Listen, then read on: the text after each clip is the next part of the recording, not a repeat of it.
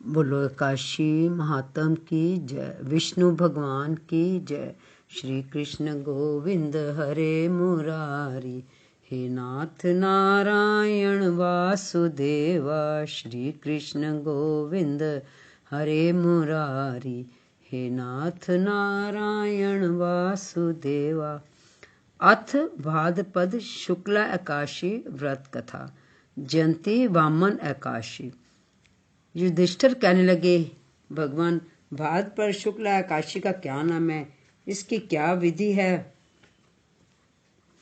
और इसका महात्म क्या है? कृपा करके आप विस्तार पूर्वक कहिए।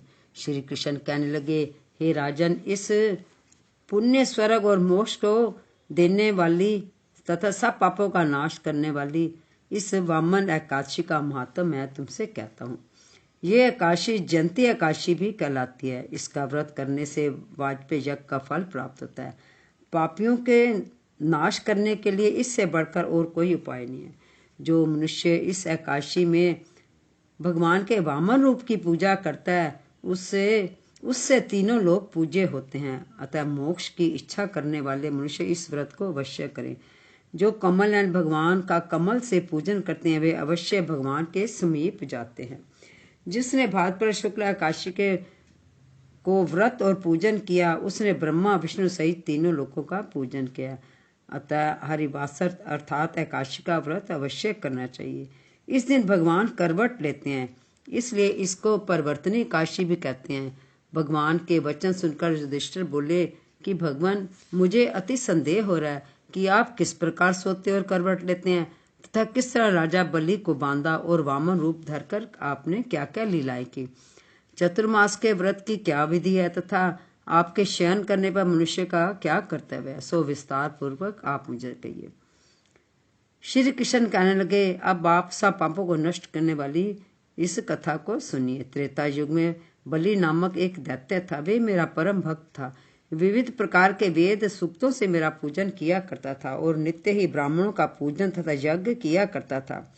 परंतु इंद्र से द्वेष के कारण उसने इंद्रलोक तथा सभी देवताओं के लोगों को जीत लिया।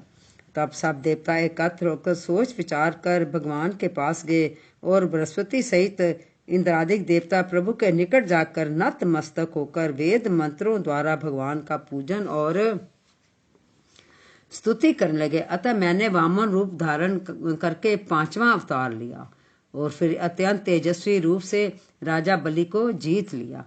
इतनी वार्ता सुनकर राजा युधिष्ठिर बोले कि जनार्दन, आपने वामन रूप धारण करके उस महाबली दैत्य को किस प्रकार जीता?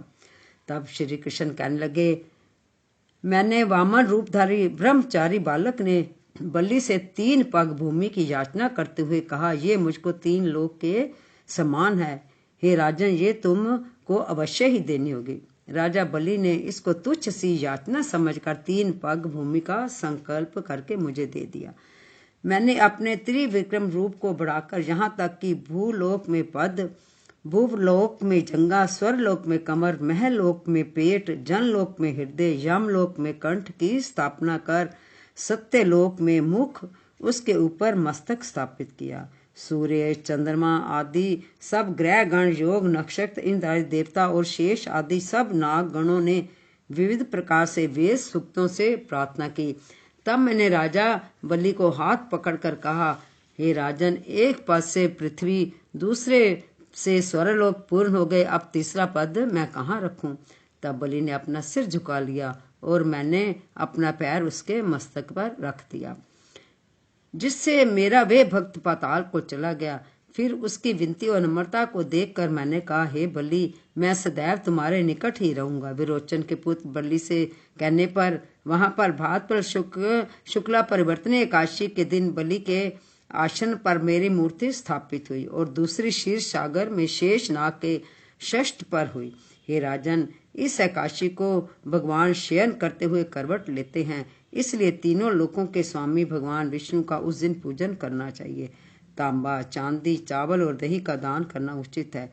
रात्रि को जागरण अवश्य करना चाहिए। जो विधि पूर्वक इस एकादशी का व्रत करते हैं वे सब पापों से मुक्त होकर स्वर्ग में जाकर चंद्रमा के समान प्रकाशित होते हैं। और यश पाते हैं। जो पाप नाशन इस कथा को पढ़ते सुनते हैं उनको 1000 अश्वमेघ यज्ञ का फल प्राप्त होता है। बोलो विष्णु भगवान की जय। श्री कृष्ण गोविंद हरे मुरारी, हे नाथ नारायण वासुदेवा। बोलो काशी महात्म की जय।